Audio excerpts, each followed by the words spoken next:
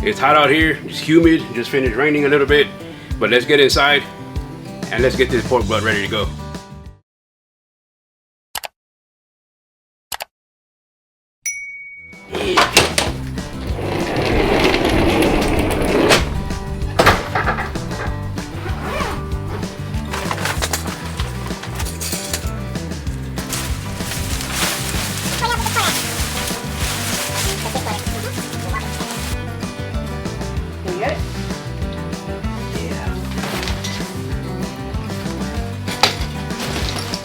So I had plenty of videos already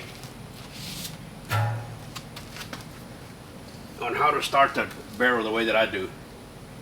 So I didn't go through all the process of showing you that, but I do use just a single tumbleweed right under the chimney with about 10 briquettes in there, not very many. I'm gonna set that on the concrete block there. Set the chimney over it for about 15 minutes, dump it in, and then immediately ready to start cooking. It's hot out here, it's humid, just finished raining a little bit, but let's get inside and let's get this pork butt ready to go. Okay, so for the prep of this, like I said, I ended up getting a bone in. I have no idea why. I should have gotten boneless, but I'm going to try to do my best to trim around the bone and leave the bone on. But one of the things that I do want to cover real quick is these cut resistant gloves.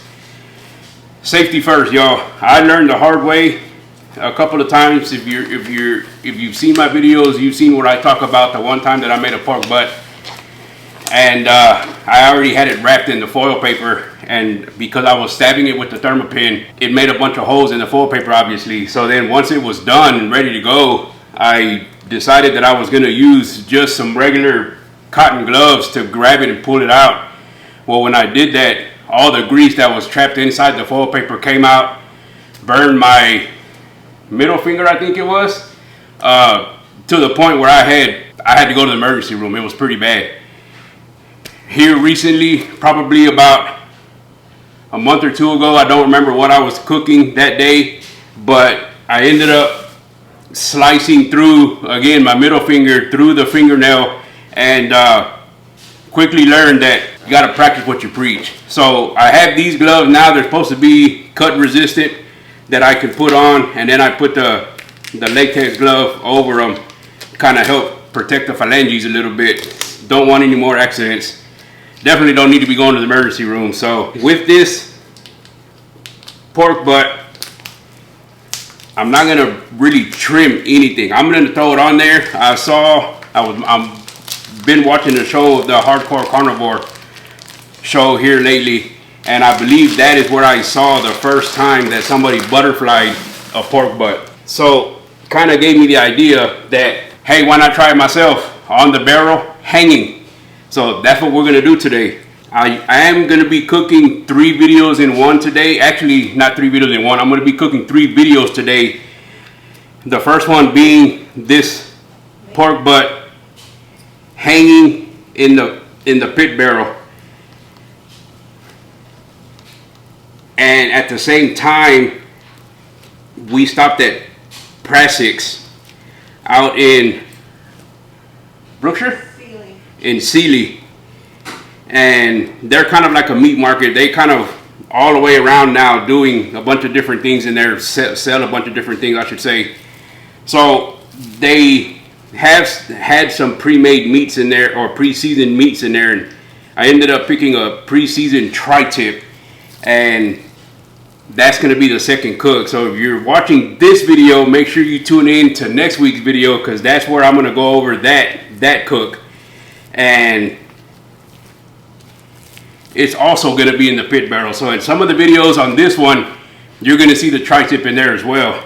So I'm still undecided whether to leave the bone in or not on this side. This side ended up a little thicker, which kind of has me a little worried, because now this part is going to cook just a little bit faster, but we should be okay. I'm going to leave the bone in. Let's just do it. The pork butt itself costed like $13, so I'm not really gonna fret over $13. Let's just get it done. One of the biggest things that I'm gonna try to attempt with this is to cook it to a point where we can have sliced pork butt sandwiches instead of pulled pork. Just again, trying it out. We'll see how that goes. The ultimate goal for me on this one here is to try to have to maximize the coverage of the bark all the way around. Whereas if it was like this, you only get on the outside, of course, and then nothing on the inside. But like this, we're gonna hopefully have bark all the way around. I'm just gonna have to make sure that I'm temping. I'm gonna use the Temp XR that I have on one side. I'm gonna have to use the other one for the tri-tip, but I'm gonna keep an eye on this and make sure. Maybe I'll put the spike in the smaller one, and then that way I know that when that one's done, I could probably just cut that piece off, bring it in, start letting it rest, and then leave the rest of it in there to finish up. So again, play by play. Well, I'll walk you through it as I go through it. With the fat cap, I'm gonna treat it just like if I was doing it whole. I'm gonna slice into it just to let that give some leeway. So once it starts to heat up, all of that will open up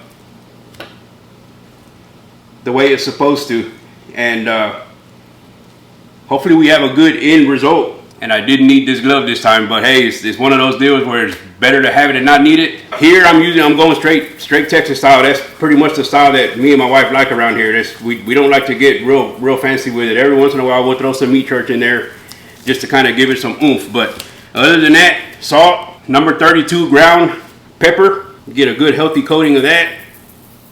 Garlic powder, as little as much as you want.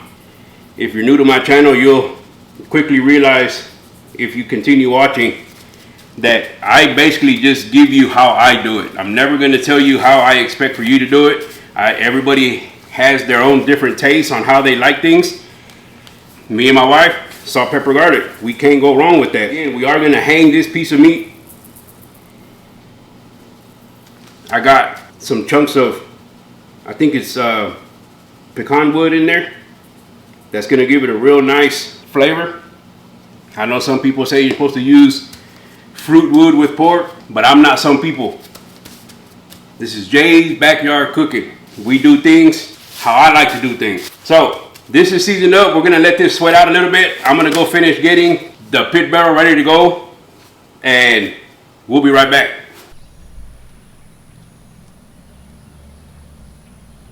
All right, I got the chimney dumped into the barrel. I got the rods in. We're ready to put these in. I'm going to be using the Temp XR spikes. I'm going to use one of them on the smaller side, on the smaller chunk of meat, just so that I can better keep an eye on that one.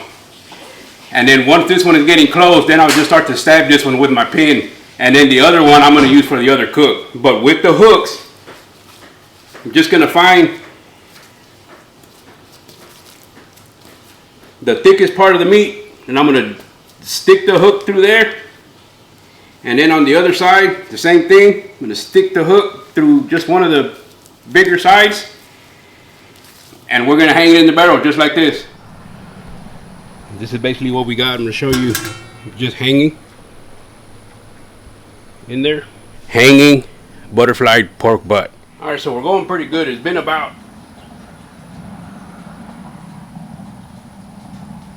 about 2 hours since I put it in. I'm going to temp it with the temperature probe just to make sure, but according to the XR, we're probing at right around the 140 mark. So let's see what the pin says, and then I'll give you a little shot of what it looks like in here. Thicker side is showing 126. The smaller side, which is where I have the probe, is at 150. So as I suspected, the little part is cooking, of course, faster than the thicker part. Let me show you what we're looking like here. It looks really good. So we're gonna let it keep rolling.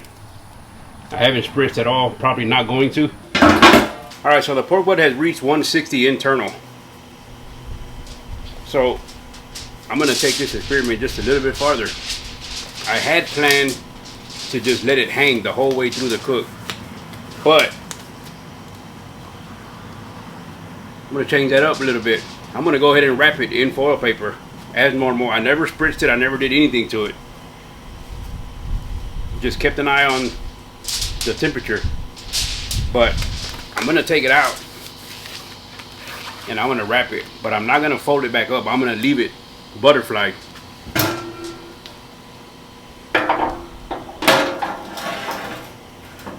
Again, 100% experimental. I have never done this before.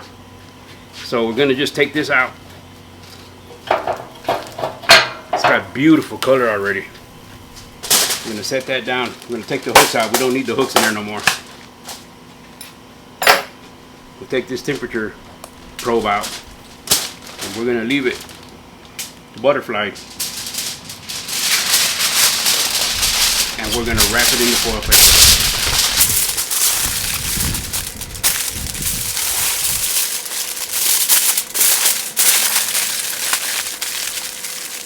Heavy duty foil paper that I'm using here. And then we'll just shove the temperature spike right in there again. Put the rods out. Put the grill in. Put the butterfly pork butt in there now. Now the rods have to stay in there as far as for temperature control. They need to be in there, so we'll put this on. All right, we are back, and Mother Nature sounds like she's coming again. So we finally hit an internal temp of 200. Honestly, I don't think that butterflying it sped up the process any. So not sure we gained anything by doing that, but good for experimentation purposes. But we're gonna get this out. Feels very tender. And we're gonna get this inside and put it in the oven while we make some homemade coleslaw. Alright, we are in the home stretch. The pork butt has been resting for about 30 minutes, past our dinner time for the most part. So what I did real quick off camera was I chopped up a bunch of cabbage and carrots that I'm gonna put in here. We're gonna make a coleslaw. Just a real simple 3-ingredient coleslaw with just some salt and black pepper. Me and my wife both love the way I make the coleslaw. We're gonna start with some mayo. We like to use the Duke's Real Mayonnaise, just a personal preference of ours. Not really measuring anything, it's basically just to your liking. I guess this is a big serving spoon. I did probably about 2 of these just to start. To this, we're gonna put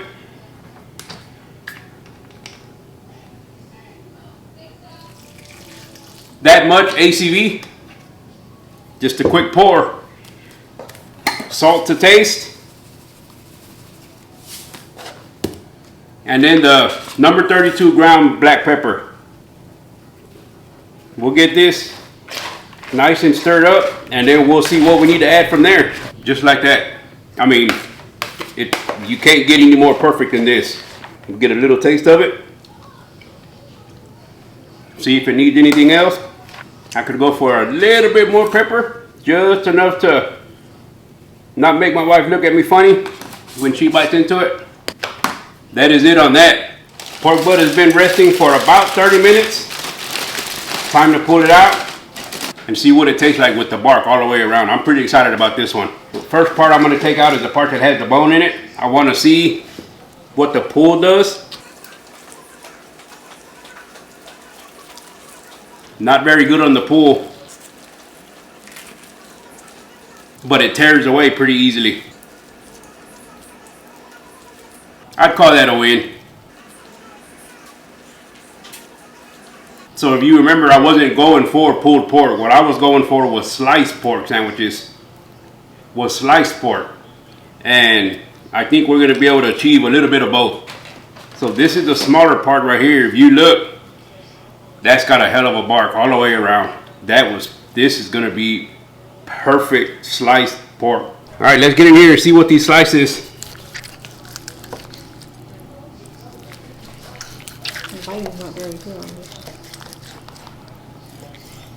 Look at this. Beautiful smoke ring. Penetrated. The meat really good. Got excellent bark.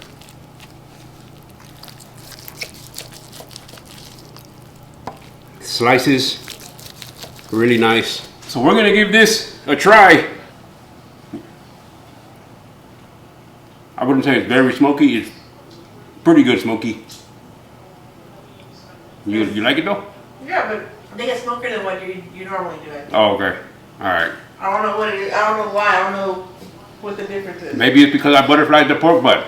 Good, I mean, it's good feedback there. Butterfly, if you like it really smoky, butterfly it.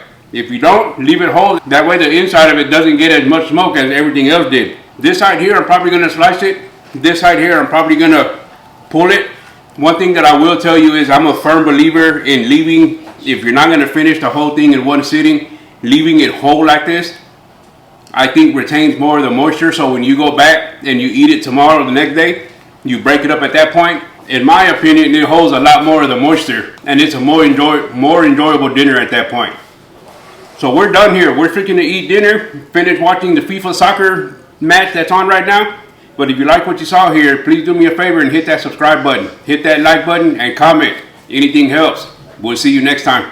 You know, this weekend I had a butterfly pork butt hanging in the pit barrel, and Mother Nature decided she wanted a front row seat. The clouds rolled in, the wind started blowing, and before long, it looked like the skies were gonna open up and dump everything it had right in my backyard. Now I could have packed it up and called it a day, but my wife and I grabbed the pop-up tent, got it set up just in time, and when the rain finally came pouring down, we were ready. Sure, it wasn't easy. There were a few struggles along the way, and at times, it felt like Mother Nature was trying her best to ruin the backyard vibe. But in the end, the pork butt turned out pretty damn good. And maybe that's the lesson. Life isn't always gonna give you clear skies and perfect conditions. Sometimes the storms show up right when you got life hanging in a balance. The people who succeed aren't the ones with the best weather. They're the ones who adapt, keep moving, and find a way to work through the rain. So the next time life starts pouring on your plans, remember, a little preparation, a little perseverance, maybe a good partner by your side can help you weather just about any storm. So until next time, keep the grills hot and the seasoning simple.